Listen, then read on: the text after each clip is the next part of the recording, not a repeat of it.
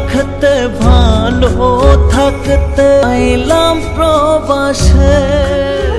প্রবাস, যেখানে অসুস্থ হলে পাশে নেই মা, স্ত্রী কিংবা সন্তান। চিকিৎসা করানো তো দূরের কথা, মানুষটিকে যত্ন করার মতো পাশে থাকে না কেউ। এই টাকার মেশিনদের কষ্ট দেখে না কেউ। অসুস্থ শরীর নিয়ে নিজেকেই করতে হয় সুস্থ হওয়ার যুদ্ধ। যারা প্রদীপের আলোয় সাজায় প্রিয়জনের সংসার, সেই প্রবাসীর নিজের ঘর আধারে ডুবে থাকে।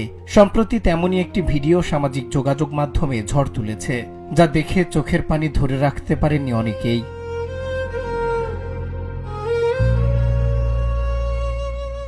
ভোরের আলো ফোটার আগেই যে হাত দুটো পরিবারের মুখে হাসি ফোটাতে ঘাম ঝরায়, সেই হাত আজ শরীরে একটু পানি ঢালতেও মারাত্মক যন্ত্রণায় ছটফট করছে।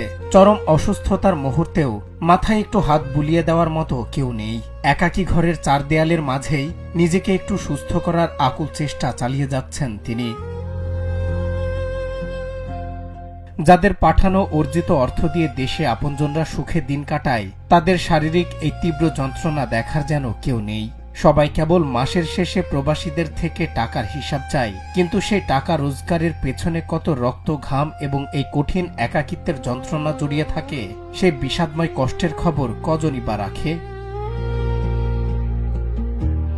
দূর পরবাসের এই অন্ধকার ও নির্মম দৃশ্যটি সামাজিক যোগাযোগ মাধ্যমে ছড়িয়ে পড়তেই নেটিজেনদের হৃদয়ে তীব্র নাড়া দেয়। প্রিয়জনদের সুখে রাখার জন্য একজন প্রবাসী কিভাবে নিজের জীবন, স্বাস্থ্য এবং সব সুখ বিসর্জন দিয়ে নিঃসঙ্গভাবে ধুকে ধুকে বেঁচে থাকেন, তা ভিডিওটি আরও একবার প্রমাণ করে দিল।